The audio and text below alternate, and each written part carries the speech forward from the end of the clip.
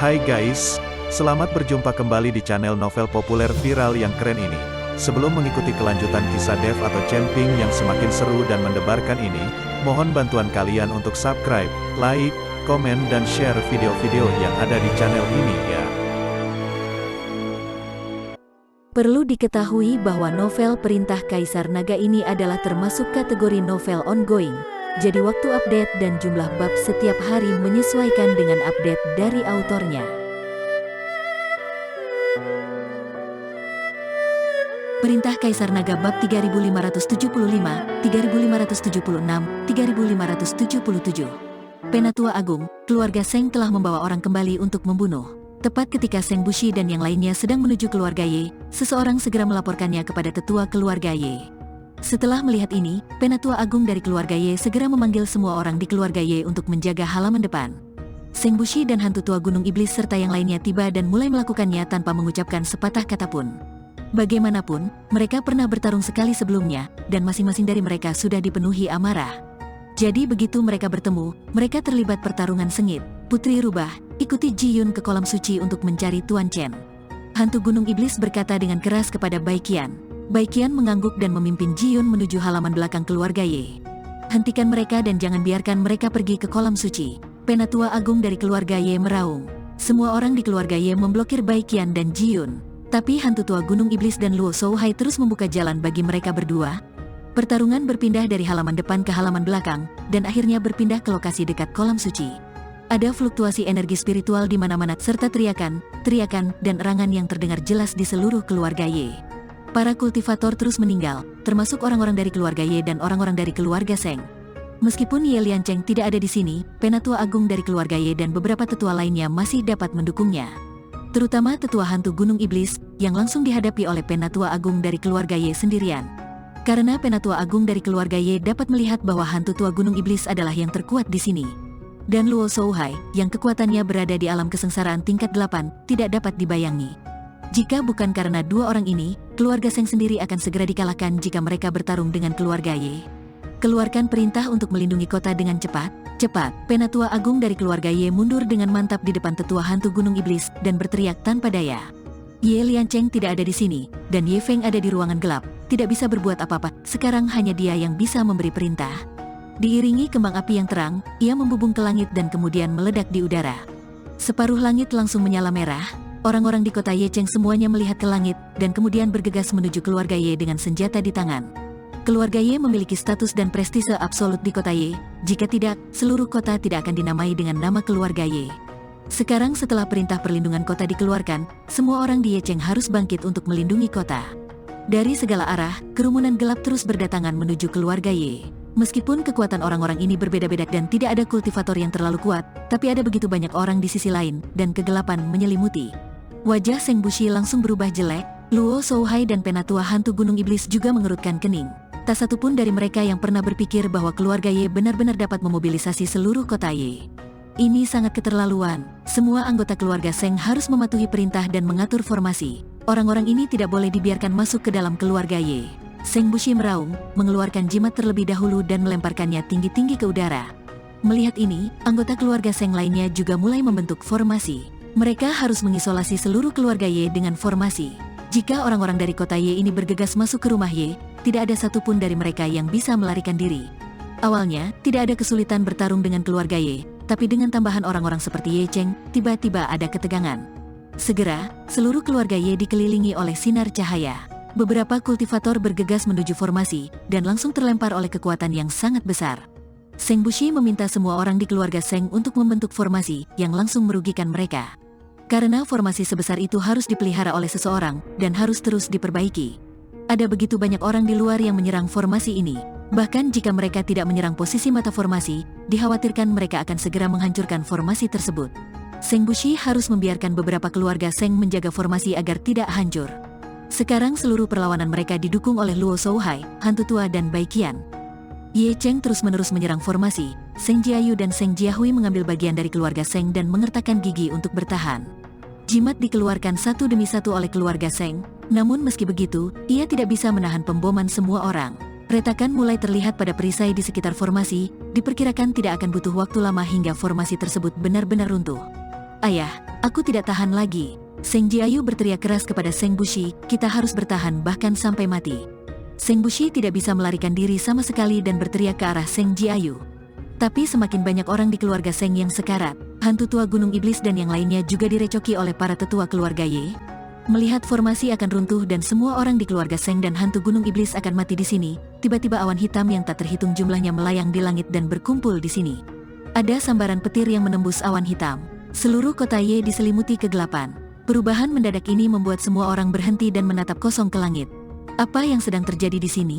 Seseorang bertanya dengan bingung. Awan guntur kesengsaraan, apakah seseorang akan menerobos? Seng Bushi menatap awan hitam di langit dan berkata dengan keraguan di wajahnya.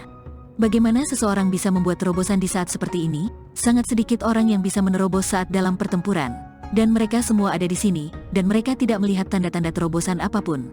Tidak ada yang tahu apa yang sedang terjadi. Mereka diam-diam memandangi awan guntur di langit. Suasana menindas di awan guntur membuat semua orang tidak berani bertindak gegabah. Awan kesengsaraan guntur ini sangat kuat. Mungkinkah kepala keluarga akan menerobos alam kesengsaraan dan menjadi kultivator alam Mahayana? Penatua Agung merasa bahwa aura awan kesengsaraan guntur ini sangat kuat. Seharusnya awan kesengsaraan guntur ini disebabkan oleh terobosan para kultivator tingkat tinggi. Awan guntur ini akan menerobos sesuai dengan ukuran alamnya, dan kekuatannya juga akan berbeda. Selain itu, ada banyak kultivator yang tidak dapat memicu bencana petir ketika mereka menerobos. Duar, diiringi suara keras, badai petir turun dan menghantam kolam suci dengan keras. Air di kolam suci tiba-tiba tampak terbelah dengan keras. Melihat kesengsaraan guntur benar-benar melanda kolam suci, Penatua Agung itu langsung menjadi bersemangat. Hahaha, yang membuat terobosan adalah kepala keluargalah yang membuat terobosan. Pantas saja kepala rumah tidak keluar dari kolam suci sekian lama. Setelah menerobos ke alam Mahayana, menurutku tidak ada orang di seluruh wilayah selatan yang berani menjadi musuh keluarga Ye kita. Penatua Agung itu tertawa gembira.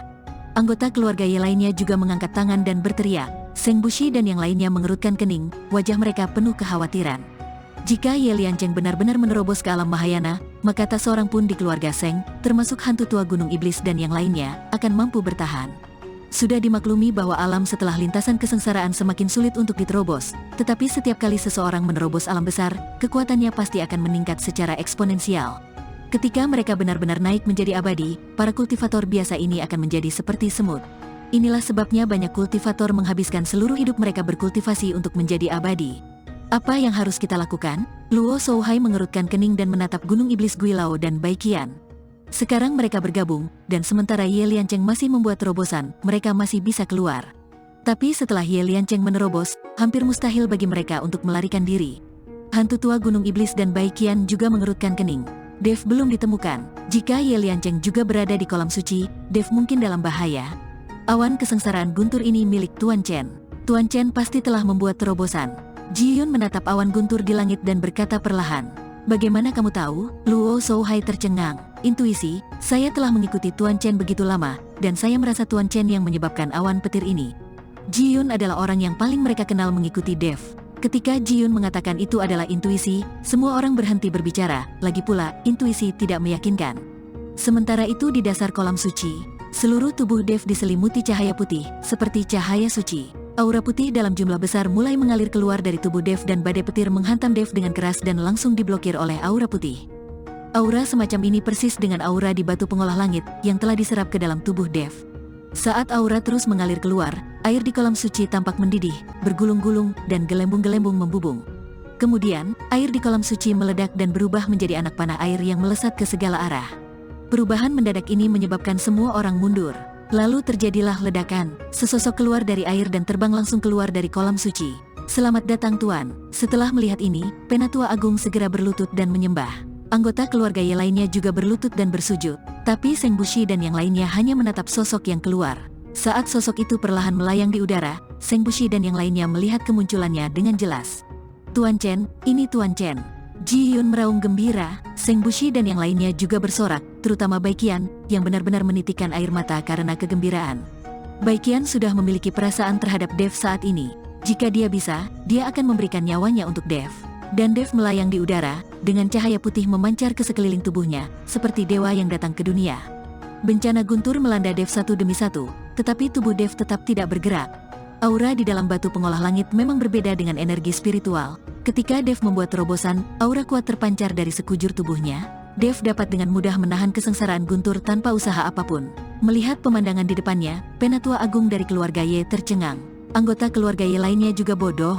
Bagaimana mungkin untuk menerobos dari alam kesengsaraan tingkat pertama ke tingkat kedua dia menarik awan guntur dan bencana yang begitu kuat? Selain itu, kesengsaraan guntur yang begitu kuat tidak dapat menggerakkan Dev sama sekali, seolah-olah itu hanya membuatnya gatal. Harus diketahui bahwa paksaan yang dipancarkan oleh Guntur dan awan malapetaka barusan tak tertahankan bagi banyak orang, apalagi Guntur dan malapetaka menimpa mereka silih berganti. Semua orang di keluarga Ye tampak tercengang, menatap kosong ke arah Dev di udara. Mereka tidak mengerti apa yang sedang terjadi, di mana kepala keluarga mereka. Tepat ketika semua orang di keluarga Ye tercengang, Dev telah dibaptis oleh kesengsaraan Guntur.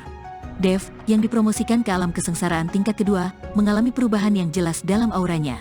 Dev memandang dengan dingin ke arah keluarga Ye di bawah, dan berteriak dengan marah, "Kepala keluargamu telah dibunuh olehku, apakah kamu masih ingin melawan? Siapapun yang berani melawan akan dibunuh tanpa ampun." Kata-kata Dev seperti palu yang berat, menghantam hati semua orang di keluarga Ye.